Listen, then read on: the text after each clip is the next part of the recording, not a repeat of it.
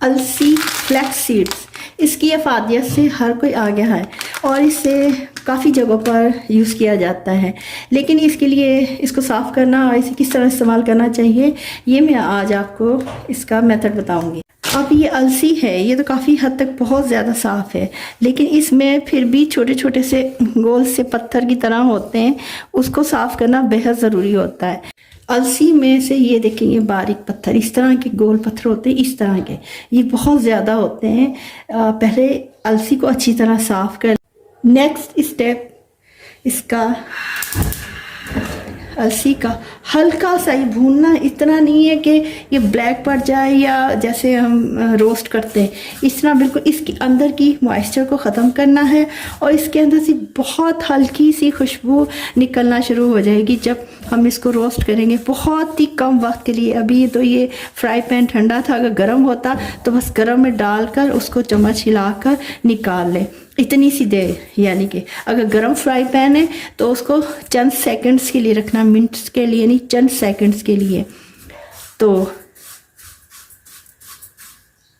जैसे ही इसकी खुशबू आए, हल्की सी खुशबू, ब्लैक तो बिल्कुल ही ना हो ये, यानी कि जैसे रोस्ट करके ज़्यादा डार्क कलर आ जाता है वो बिल्कुल नहीं हो, बस इसकी मॉइस्चर दूर करे। मैंने अलसी को हल्का सा चंद सेकंड के लिए इसमें रोस्ट किया। अब इसे प्लेट में डायरेक्ट इसे डाल दें, देखते हैं क्या होता है। मैंने डायरेक्ट अलसी को गरम किया हल्का सा चंद सेकंड्स के लिए और इसे प्लेट में डाला। प्लेट में डायरेक्ट डालने से देखिए क्या होता है। ये देखिए, इसको मैं दोबारा निकाल कर आपको दिखाती हूँ कि क्या वजह है, मैंने क्यों बता रही हूँ। ये देखें चिपक गई इसके साथ, क्या वजह है? क्योंकि जब ये गर्म ये होता है, कोई भी चीज़ गर्म करते हैं तो इसमें से स्टीम सी निकलती है, भाप। तो भाप होती पानी, कितना पानी है, हम इसे ड्राई प्लेट में किसी चीज़ में डायरेक्ट डाल देंगे तो ये इस तरह पानी जो होता है उसके अंदर वो चिपक जाता है, स्टिक हो जाता है। इसलिए ये तरीका गलत है, इस तरीके को नहीं करना। इसके लिए मेरे पास ये वैक्स पेपर भी इसे कहते हैं, बटर पेपर भी कहते हैं, बेकिंग पे काफ़ी नाम है इसके, ये मेरे पास है, ये मैं अपने घर में ज़रूर रखती हूँ। इसका इस्तेमाल बहुत फ़ायदेमंद है, बहुत। ये सिर्फ केक बिस्किट वगैरह इन चीज़ों को बनाने के लिए काम नहीं आता, बेकिंग के लिए काम नहीं आता। इसके बहुत ज़्यादा बेनिफिट्स हैं। इसके बेनिफिट्स का मैं आपको बताऊँगी एक ही करके। अब इसको डायरेक्ट इसके अंदर हम रखते हैं, शिफ्ट करते हैं। अभी गर्म है। ये तरीका होता है अलसी को साफ करने का, उसको हल्का सा रोस्ट करने का, रोस्ट के बाद उसको शिफ्ट करने का भी होता है तरीका। अलसी को हल्का सा मैंने रोस्ट किया है, बहुत चंद सेकंड्स के लिए। इसको मैंने ये ठंडा किया है। जब ये ठंडा हो गया, अब इसको मैं चॉपर में इसका पाउडर बनाना है। मैंने चॉपर में मैंने इस रोस्टेड फ्लैक्स सीड को पीसने के लिए, लेकिन पहले मैं इसके नीचे वही बेकिंग पेपर रख दूंगी ताकि कोई एक्स्ट्रा इसमें से गिरे तो हमारी आसपास की जगह पर गई इसका पाउडर बन के गिरे तो ख़राब ना हो। अब इसको मैं बंद करके इसका पाउडर बनाऊंगी। चाहे ये चॉपर में पीस लें, अगर चॉपर नहीं है किसी पास कुंडी डंडी में भी आराम से पीसा जा सकता है। ये देखिए कितना ज़बरदस्त फाइन इसका पाउडर बन गया। अब इस पाउडर को मैं कहाँ कहाँ यूज़ करती हूँ। मैं इसके अंदर इतना अपना ऑयल होता है ना, देखिए इस आपको नज़र आ रहा है थोड़ा सा ऑयली है। देखिए ये देखिए, हाथ पर लगाएंगे, ये हाथ पर भी ऐसे ऐसे ऐसे करेंगे, हाथ पर ऑयल आ जाता है। ये देखिए हल्का सा आया, ये हाथ पर भी ऑयल आ जाता है। इसका ऑयल होता है जो अलसी फ्लैक्स सीड्स का, ये बहुत ही फ़ायदेमंद होता है। ख़ास तौर पर ये जो हार्ट पेशेंट होते हैं और ब्लड प्रेशर के मरीज़ होते हैं, इनके लिए तो ये अलसी की पिनियाँ जो बनाई जाती हैं इसी मकसद के लिए बनाई जाती हैं। ये इसके बहुत ही बेनिफिट्स हैं अलसी के सीड्स के। हमारे बुज़ुर्ग इसका बहुत इस्तेमाल करते थे। सर्दियों में तो ख़ास तौर पर बच्चों को पिनियाँ बना बना कर देखे नीचे इसके कितना ये जमा, ये देखें ये कैसे जमा हुआ है नीचे, ये सारा इसका ऑयल निकला है। ये देखिए बटर पेपर को मैंने बिछाया था, इसके ऊपर जो भी गिरेगा इसके ऊपर गिरेगा। इस तरह हमारी चीज़ों की बचत हो जाती है, ज़ाया नहीं होती हैं, और आसपास का जो किचन का एरिया होता है वो भी ख़राब नहीं होता। सारा इसके ऊपर गिरा है और इसको आप किसी बोतल में शिफ्ट कर लेंगे। लेकिन अभी हल्का सा, ये जो मैंने मशीन में इसको चलाया है तो हल्का सा नहीं कोसा है, जैसे कि वार्म कहते हैं, हल्का लाइट वार्म है। इसको ठंडा करके फिर इसको शीशे की बोतल या जिसमें भी आप रखना चाहें उसमें रखें। मेरे पास इस तरह के खाली जो पैकिंग के डब्बे होते हैं, इसके अंदर जो सिल्वर ये होती है, ये मॉइस्चर आने से बचाती है। इसके अंदर मैं ये पास में डाल कर इसको, इतना आसान तरीका है, ना कुछ बाहर गिरता ना कुछ। ये इसके देखिए सारी इसके ऑयल आया हुआ है, ये सारा, ना ये ज़ाया हो ना बाहर गिरे। ये ठंडा करके मैंने इसके अंदर शिफ्ट कर दिया है। अब इसके अंदर चम्मच रख दूँगी, जब मुझे जिस चीज़ के लिए चाहिए होगा मैं इस्तेमाल कर लूँगी। ये ढक्कन बंद करके, ये देखिए ये डब्बा भी काम आ गया है, और ये एक बेहतरीन यानी कि हमारे पास सेव करने के लिए डब्बा, इसके अंदर जो सिल्वर कोटिंग होती है ये बेनिफिट होती है, बचाती है मॉइस्चर आने से। अलसी तो मैंने पीस ली, बाकी अलसी इसके अंदर रह गई है। अब इसे अगर वॉश करूँगी तो ये सारी ज़ाया होगी। अब मैंने एक काम के लिए अलसी को पीसा है, वो मैं आपको बताती हूँ किस काम के लिए पीसा है मैंने। जिस जूस के लिए पीसा है वो आटे में अलसी को डालकर गूंदना, बहुत ही इसके फ़ायदे। अब मैंने तो चूँकि आटा गूंदना ही है तो मैं क्यों ना इसके अंदर ये जो बकिया बच गया है इसको वेस्ट होने से बचा कर इसको भी इस्तेमाल में लाऊं। और इस तरह हमारा ये चॉपर है, ये भी बहुत अच्छी तरह साफ़ हो जाएगा, यानी कि ज़ाया नहीं होगा, इसमें कोई चीज़ ज़ाया नहीं होगी। इस तरह अब इसे मैं खोलती हूँ। देखिए इसके अंदर का जो भी कैसे अच्छी तरह भी साफ़ हो जाएगा, और सारी अच्छी हमारी हमें कोई भी चीज़ ज़ाया नहीं होगी।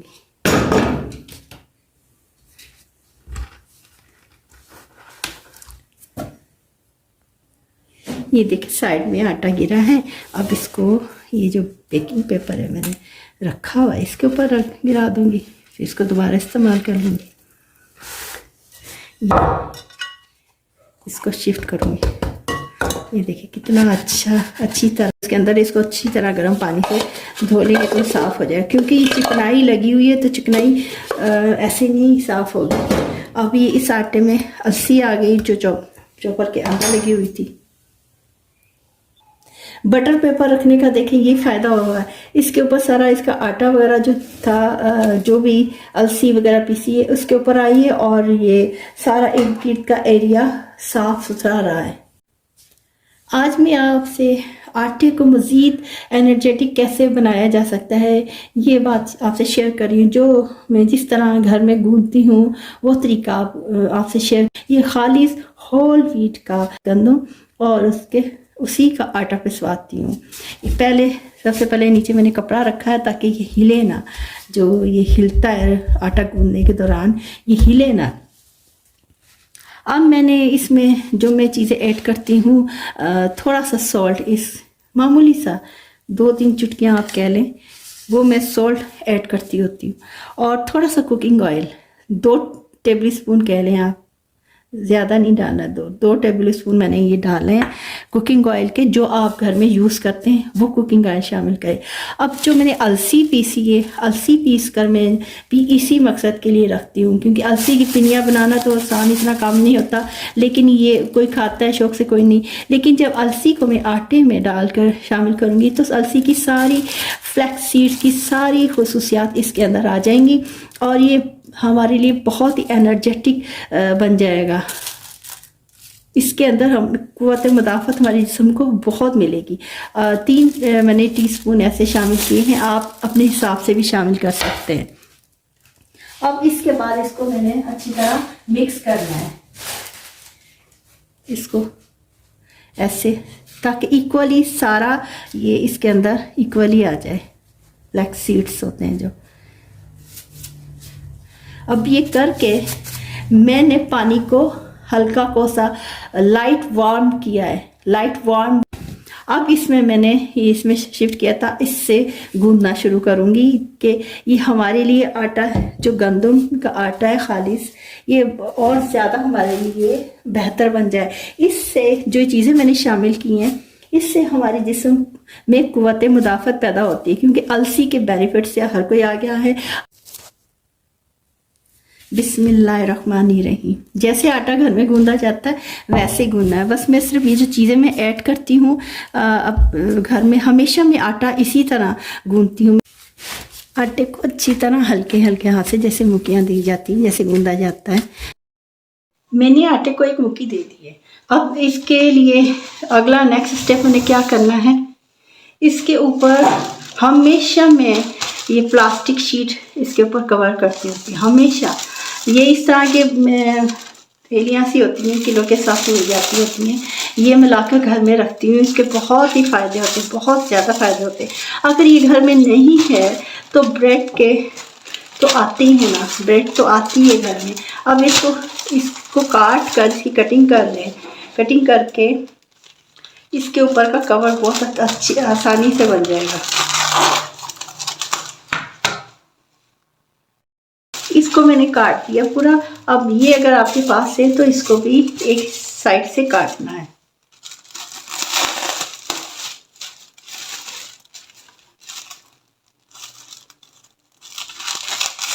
इसको एक बना लेना है, एक ही साइड में। अब मैं आटे को दूसरी मुट्ठी दे रही हूँ। बिस्मिल्लाहिर्रहमानिर्रहीम। इसको अच्छी तरह गूंद लेना है, बिल्कुल कंप्लीट जैसे गूंदा जाता है।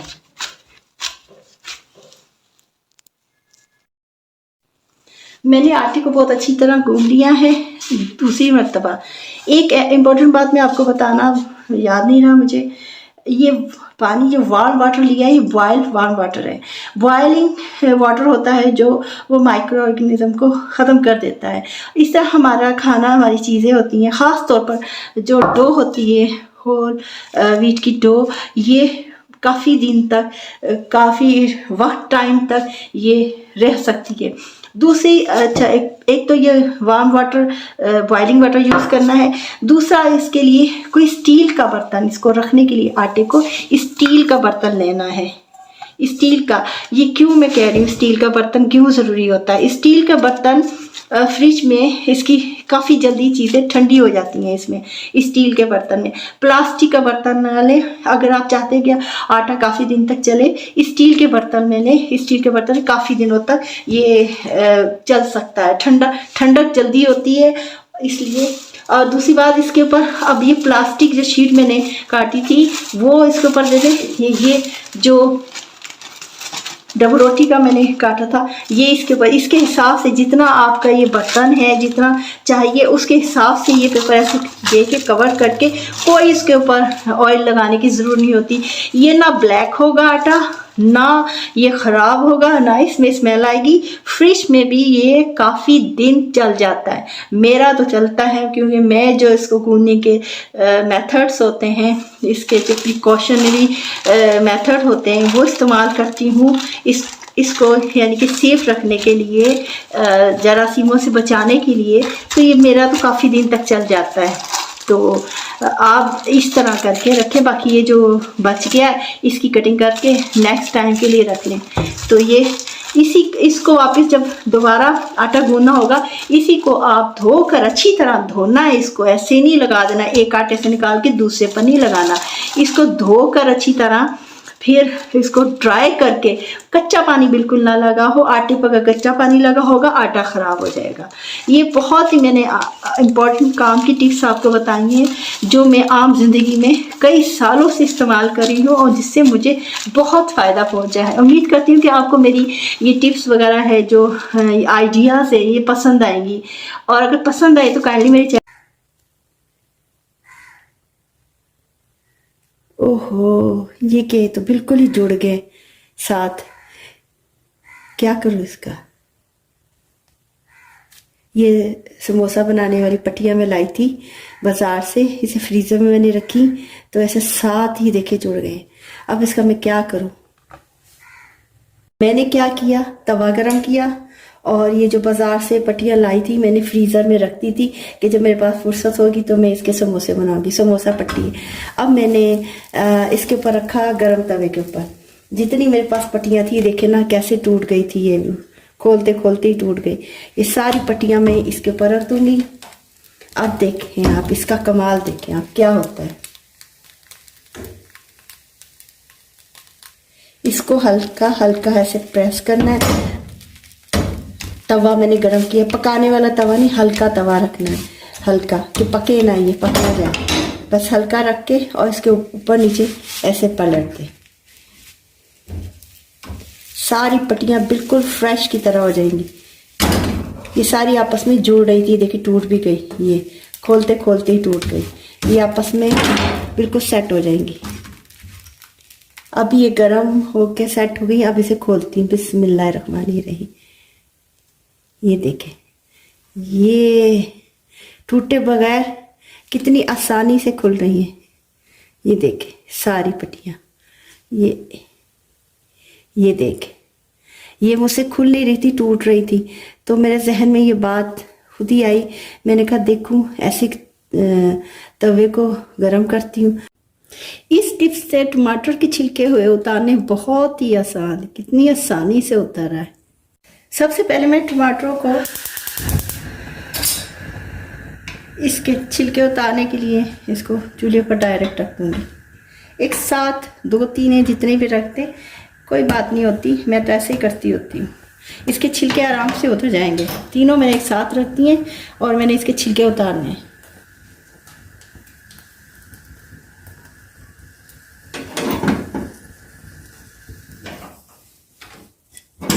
अब इसे प्लेट में शिफ्ट कर दूँगी। देखें चूल्हा भी वैसे साफ़ है, कोई गंदा नहीं हुआ, कुछ भी नहीं होता। इस तरह मैं डायरेक्ट इस तरह इसके छिलके उतारती हूँ, इसी तरह गर्म करके।